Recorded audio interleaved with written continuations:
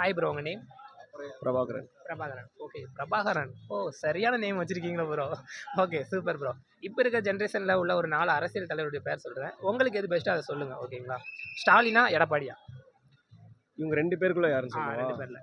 இல்லை 2 பேருமே நோ தான் சொல்லுவேன். 2 பேருக்குள்ள யாருன்னு சொன்னால் பழனிசாமி, எடப்பாடி எடப்பாடி பழனிசாமி. பழனிசாமி. ஓகே, எடப்பாடியா அண்ணாமலையா? இல்லை எடப்பாடி பழனிசாமி. எடப்பாடி பழனிசாமி. ஓகே, எடப்பாடி பழனிசாமியா சீமானா? சீமானா தான். சீமான். ஓகே, சீமானா விஜயா? சீமானா தான். சீமானா. சீமானா. Okay, super. ஃபைனலாக சீமானா செலக்ட் பண்ணியிருக்கீங்க. எதுக்காகன்னு தெரிஞ்சுக்கலாமா? சீமான் அண்ணா அதாவது எப்படின்னா, இப்போ நீங்கள் 4 தலைவர்கள் பேர் சொன்னீங்க. ஸ்டாலின், எடப்பாடி பழனிசாமி, அண்ணாமலை அவர்கள், சீமான் அண்ணன், விஜயன். இது எல்லாமே வந்து ஒரு தனி நபர். அந்த பேரை நீங்கள் சொன்னீங்க. ஆனால் அந்த அந்த பேருக்காக ஒரு தனி நபருக்காக சீமானை நான் சொல்லலை. சீமானுன்றதை தாண்டி அவரோட கொள்கைகள், அவரோட கோட்பாடு, அவரோட அரசியல் வாழ்க்கை, இதுக்காக அவர் அதனால் மட்டும்தான் அவரை இப்போ வரைக்கும் அவரை ஏன் ஃபாலோ பண்ணணும். அவர் அதில் அப்படியே ஸ்டாண்டர்டாக இருக்கார். அவர் அங்கேருந்து எங்கேயாவது மிஸ் ஆகிற மாதிரி தெரிஞ்சால் கண்டிப்பாக வெளியே வந்துடுவீங்க. ஆமாம், நிச்சயம் வெளியே வந்துடுமே. என்ன அர்த்தம்னா அவரோட அதான் அது மாறிடும்னு சொல்ல வரேன். ஓ, டோட்டலாகவே மாறிடும். டோட்டலாகவே மாறிடும், எல்லாமே விடும். அப்போ அந்த பர்சனுக்காக இல்லாமல் அவங்க என்ன பேசுகிறாங்க, என்ன கொள்கை கோட்பாடு வைக்கிறாங்கன்றது. ஓகே, நீங்கள் சீமான் சொன்னீங்க, உங்களுடைய பேரும் பிரபாகரன். சூப்பராக மேட்ச் ஆகுது, ரெண்டுமே சூப்பராக மேட்ச் ஆகுது. என்னன்னா இது வீடியோவில் போட மாட்டேன் தெரியுங்களா? என்னன்னா நானுமே தனி சீமானுடைய ஃபேன் தான், பெரிய ஒரு ஃபேன். எனக்கு வந்து ஃபேனாக இருக்காதீங்க, உண்மையிலே இந்த அவமானம் உனக்கு தேவையா? உண்மையில ஃபேன் இல்லை. அவர் வந்து ஒரு தமிழ் தேசியம், அந்த தமிழ் காமெடி போராடுவார், அதனால எனக்கு ரொம்ப பிடிக்கும். ஓகேங்களா? இப்போ என்னன்னு பார்த்தீங்கன்னா, ஆமாம், திருநெல்வேலி மேலப்பாளையம். வந்து சீமான் அண்ணன் சொன்னீங்க, அவங்களுடைய கோட்பாடு எல்லாமே சொன்னீங்க. ஓகே, ஓவராலாக சீமான் அண்ணன் உங்களை ரொம்ப பிடிச்சிருக்கு. இப்போ வந்து இந்த மரங்கள் மாநாடு, தண்ணீர் மாநாடு, கடல் நம்ம மாநாடு அப்படின்னு சொல்லி ஒவ்வொன்றா வந்துட்டு இருக்கு. இதெல்லாம் வந்து பார்க்கும்போது உங்களுக்கு என்னென்ன மைண்டில் ஸ்ட்ரைக் ஆகுது? ரொம்ப வரவேற்கத்தக்க ஒன்று. ஏன்னா இந்த மரங்கள் மாநாடு போட்டப்போ ரொம்ப கிரிட்டிசைஸ் பண்ணாங்க. ஆனால் உலகளாவிய விஷயத்தில் வந்து மரத்தை கட்டி பிடிக்கிறது, அந்த விஷயம் வந்து நிறைய உலகத்தில் பல்வேறு நாடுகளில் அந்த சுற்றுச்சூழல் அவர்களாக பண்ணுறாங்க. ஏன் பண்ணுறாங்கன்னா அது ஒரு அறிவியல் தான். சரி, அதை தாண்டி மரங்களின் மாநாடு, தண்ணீர் மாநாடு, இப்போ நாளைக்கு திருநெல்வேலியில் கடலம்மா மாநாடு, இதெல்லாம் ரொம்ப ரொம்ப முக்கியம். ஏன்னா அரசியல்னா என்னன்னு நம்ம எல்லாருக்கும் தெரியும்னா, இந்த ஊழல், இது நடந்துச்சு, அது பண்ணிட்டாங்க, இது பண்ணிட்டாங்க, இந்த அமைச்சர், அப்படியே ஒரு அரசியல்னால் செய்தினா இந்த சூடா அப்படி தான் இருக்குன்னு எல்லாம் நினைப்பாங்க. ஆனால் அதை தாண்டி நாம் தமிழர் கட்சி அரசியல்னா அனைத்து உயிர்களுக்குமான அரசியல். அதான் ஒன்றே ஒன்று, நீ வாழணும்னா இதெல்லாம் இருக்கணும்னு சொல்கிறாரு. இப்போ அண்ணன் வந்து மரத்துக்காக பேசுகிறாருன்னு நினைக்கிறீங்க, மரத்துக்காக தான் பேசுகிறாரு. ஆனால் மரம் இல்லைனா நீ இல்லை, அப்போ உனக்காக தான் பேசுகிறாரு. அப்போ மரம், தண்ணி, கடல் இதெல்லாம் எதுக்காகனா மனிதனுக்கும் அனைத்து உயிர்களுக்குமான ஒரு அரசியல். இது வந்து தமிழ்நாட்டில் இது புதுசாக தான் இருக்குது, யாரும் பண்ணலை. அப்படி பார்க்கும்போது இது ரொம்ப தேவையாகவும் இருக்குது. ரொம்ப நல்லா இருக்குது, அந்த முன்னெடுப்புகள் ரொம்ப அருமையாக இருக்குது. ஓகே ஓகே ஓகே இப்போ வந்து இவங்களை வந்து ரொம்ப வந்து ஒரு மாதிரி விமர்சனமாக பேசுகிறாங்கல்ல நிறைய பேர், இவங்களுக்கு ஏதாவது ஒன்லைனில் சொல்லணும்னா என்ன சொல்லுவீங்க? சீமான் நாம் தமிழ் கட்சி வளர்ந்தது விமர்சனத்தில் தான். விமர்சனம் இல்லாமல் வளர முடியாது, அண்ணனே சொல்லியிருப்பார். அது ரொம்ப நல்ல விஷயந்தான். ஏன்னா எல்லாருக்கும் விமர்சனம் இல்லாத தலைவர்கள் இல்லை, விமர்சனம் இல்லாத அரசியல் கட்சி இல்லை. அதனால் விமர்சனம் ரொம்ப ரொம்ப முக்கியம். அது நெகட்டிவ் ஃபீட்பேக் லூப்புன்னு சொல்லுவோம். அது இருந்தால் தான் ஒருத்தவங்க அடுத்த கட்டத்துக்கு போக முடியும். அது ரொம்ப நல்லது.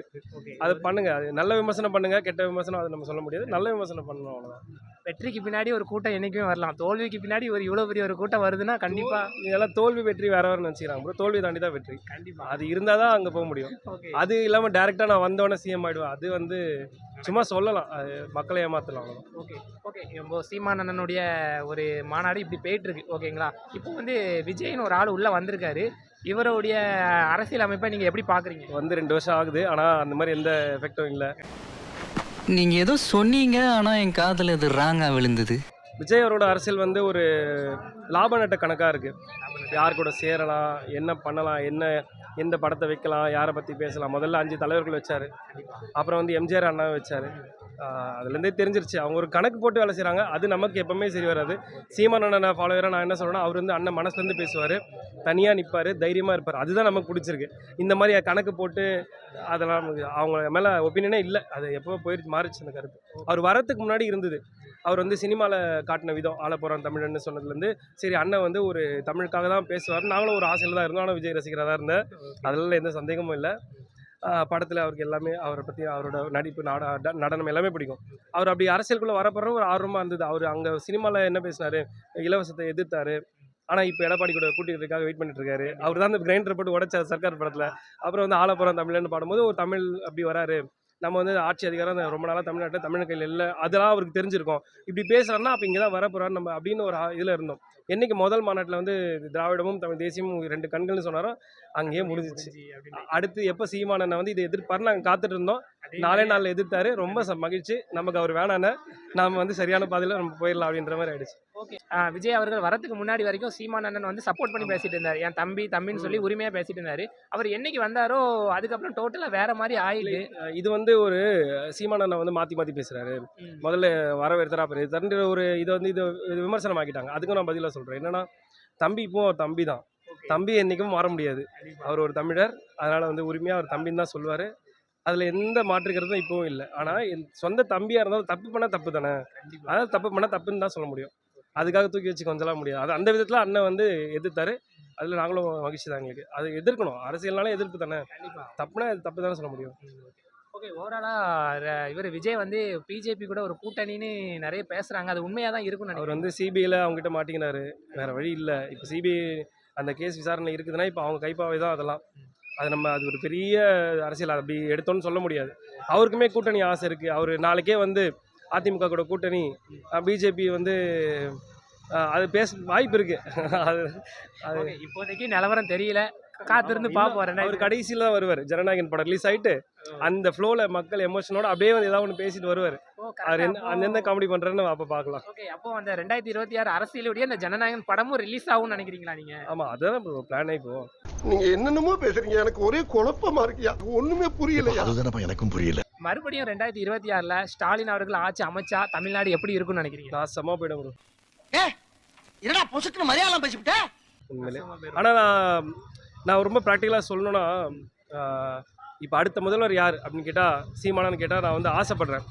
ஆனால் ரொம்ப ப்ராக்டிக்கலாக சொல்ல போனால் என்ன சொல்கிறதுன்னு எனக்கு தெரியல. ஏன்னா தெரியாது. ரொம்ப டஃப் காம்படிஷன். ஓகேங்களா. இப்போது ஏற்கனவே இவங்க முதல்வராக பவரில் இருக்காங்க. எடப்பாடி பழனிசாமி அவர்களும் முதலமைச்சராக இருந்தவர், எதிர்க்கட்சியாக இருக்கார். இப்போ இவங்க 2 பேர் தான் பவர், ஆல்ரெடி பவரில் இருந்தவங்க, பவரில் இருக்கவங்க. இப்போ அண்ணன் வரணும்னு எனக்கு ஆசை இருக்குது. நான் அதுக்காக எல்லாம் பண்ணுறோம்.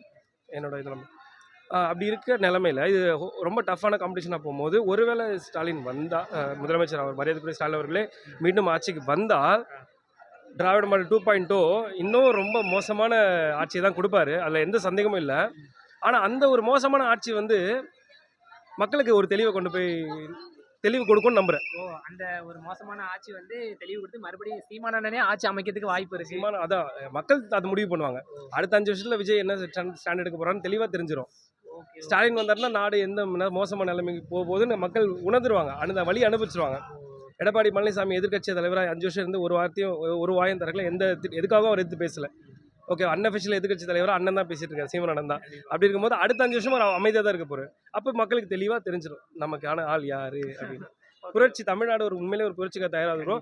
இங்கே யங்ஸ்டர்ஸ்லாம் வந்து விஜய் பின்னாடி போகிறாங்க, ரசிகமனம் பண்ணுறாங்க, சினிமா பின்னாடி போகிறாங்க, காசு வாங்கிட்டு ஓட்டு போகிறாங்க, ஸ்டாலினுக்கு போகிறாங்கன்னு நினைக்கலாம்.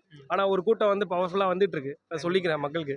அது யங்ஸ்டர்ஸ் வந்து புரட்சிக்கு தயாராகனா வழி அனுபவிக்கிறவங்க புரட்சி தான் செஞ்சாகணும். கண்டிப்பாக புரட்சி அண்ணா எப்பவுமே சொல்லுவார் இல்லையா, புரட்சின்றது எப்போ வரும்னா இதுக்கு இப்படி வாழ்ந்ததுக்கு போல இனிமேல் வாழ முடியாதுன்னு நிலை வரும்போது புரட்சி வரும். அந்த நிலையை ஸ்டாலின் உருவாக்கணும்னு ஆசைப்படுறேன். நோட் பண்ணுங்கப்பா பின்றாம்பா. உண்மையில ஆசைப்படுறேன். ஓகே. எது பண்ணாலுமே நல்லதுக்கு தான்.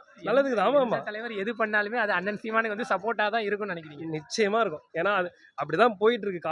நான் வந்து காலத்தை வச்சு பேசுறேன். இந்த காலம் அப்படிதான் நகர்த்தி கொண்டு போகுது.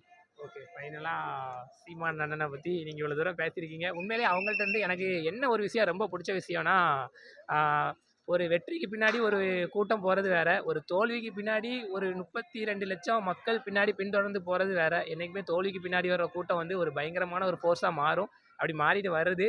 தான் சொல்றேன். கண்டிப்பாக 2026ல் ஒரு மாற்றம் இருக்கும் அப்படின்னு நான் நினைக்கிறேன். காத்திருக்கேன் எப்போலாம் வரும்ட்டு. நடுவில் வேற இந்த எஸ்ஐஆரை கொண்டு வந்து குழப்பிட்டு இருக்காங்கல்ல. ஆமாம். அதனால இன்னும் கொஞ்சம் வேலை அதிகமாக இருக்கு. ஓகே. தமிழர்கள் வந்து விழிப்படையணும். விஜய் வராரா இல்லையோ, பிஜேபி வரதுக்கான எல்லா திட்டமும் திட்டிட்டு இருக்காங்க. அவங்க அங்கே பவரில் இருக்காங்க. அப்போ நம்ம உண்மையிலே தெளிவாக இருக்கணும். வாக்கை உறுதி செய்யணும். நமக்கான அரசியலை நம்ம பண்ணணும். இல்லாட்டி இங்கே இந்திக்காரன் தான் இருப்பாங்க, ஒன்றும் பண்ண முடியாது. கண்டிப்பாக சாய்பாபா கோயிலுக்கு விஜய் நம்மளை கூட்டு போய் விட்டுருவாரு. இங்கே இந்திக்காரன் இருப்பா. அதான் நடக்கும். பிஜேபி தான் வரும் அடுத்தது. வாய்ப்பு இல்லை ராஜா, வாய்ப்பு கிடையாது. ஓகே. இப்போ 2026ல் எல்லாரும் ஓட்டு போடுறதுக்கு தயாராக ஆயிட்டாங்கன்னே சொல்லலாம். மக்கள் எல்லாமே தயாராக இருக்கிறாங்க. அவங்களுக்கு ஏதாவது ஒரு விஷயத்த ஒன்லைனில் சொல்லணும்னா நீங்கள் என்ன சொல்லுவீங்க? மக்கள் தயாராக இல்லை சகோ. ஏன்னா 8.5 கோடி 9 கோடி மக்கள் தொகையில் 4 கோடி தான் வாக்காளர். அதுலேயும் 60% அப்போ அண்ணன் இதே தான் சொன்னார். விருப்பம் இல்லை அவனுக்கு ஓட்டு போடவே. 4.5 கோடி பேர் ஓட்டு ஐடி வச்சுக்கிட்டு 60% தான் பதிவு. அதுவும் சாயங்காலம் 7 மணி வரைக்கும் வந்து போட்டால் தான் அந்த 60%. அவன் மக்களுக்கு விருப்பம் இல்லை. அது ஜனநாயகத்து மேலே நம்பிக்கை போயிடுச்சு அவங்களுக்கு. என்னத்தையும் இவங்களுக்கு ஓட்டு போட்டுன்னு அதுலேயும் அந்த 60% நோட்டாக வரும். அப்போ அவங்களும் வந்து போடுறவங்களுமே நோட்டாக்கு எதுக்கு போடுறாங்கன்னு எனக்கு தெரியாது. ஆனால் அவங்க வந்து சும்மா அது வராமலே இருக்கலாம். அவங்க ஒரு ஓட்டு பதிவு பண்ணி நோட்டாவில் போட்டு போயிடுறாங்க.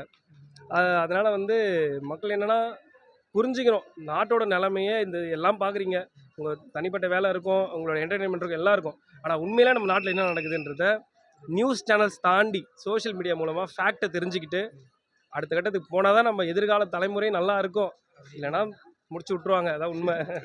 ஓகே, ஆல்ரெடி பாதி நாட்டை முடிச்சாச்சு. ஹிந்திக்காரங்க வந்து முடிச்சு விட்டாங்க. சென்னையில் இருக்கவங்களுக்கு தெரியாது. உங்கள் சவுத்தில் போய் பார்த்தா தான் தெரியும் எத்தனை மழை போயிருக்கு, எத்தனை ஆறு போயிருக்கு, என்ன போயிருக்குன்னு. அங்கே போய் அவங்களுக்கு நல்லா தெரியும். ஆனால் சென்னையில் இருக்க மக்களும் புரிஞ்சுக்கணும். ஏன்னா எல்லா ப்ராப்ளமும் எல்லாத்துலேயும் இங்கே வேறுனா அங்கே வேறு. அது மாதிரி புரிஞ்சுக்கணும்னு சொல்ல வரேன்.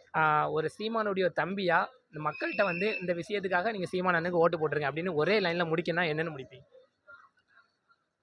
அது நிறைய இருக்குது. ஒரே ஒரு லைன்லனா 2026ல் என் அண்ணனுக்கு ஓட்டு போடுங்க, சீமான் அண்ணனுக்கு அப்படின்னு நீங்கள் சொல்லுங்கள். கஷ்டப்பட மாட்டீங்க, அவ்வளோதான். முன்னாடியே அண்ணன் ஏற்கனவே சொல்கிறது தான், முன்னாடியே அவர்களை கொடுத்துருக்கலாம்னு நினைப்பீங்க. அதை கொடுத்து பாருங்கள். அது உண்மையாக அது எதிர்காலத்துக்கு தலைமுறைக்கு உங்கள் பிள்ளைங்களுக்கு படிப்பு மருத்துவம் எல்லாமே அண்ணன் ஆட்சி அவர்கள் என்ன இருக்கோ அதை செயல்படுத்துவாங்க. அந்த ஒரு தெளிவான அரசியல் பாதை அங்கே தான் இருக்குது, வேறு இல்லை. ஓட்டு போடுங்க. அப்படி ஓட்டு போடலன்னா நீங்கள் அண்ணனை தேடுவீங்க கண்டிப்பாக. அந்த மாதிரி அது அண்ணன் சொல்லியிருக்காருல்ல, அதே மாதிரி தான். ஒரு நாள் என்னை தேடுவேன், நான் மட்டும் தான் இருப்பேன். அந்த மாதிரி தான் இந்த ஒரு நாள் விரைவில் இருக்குது. Okay bro, super bro, thanks bro. खत्म, bye bye, tata, good bye.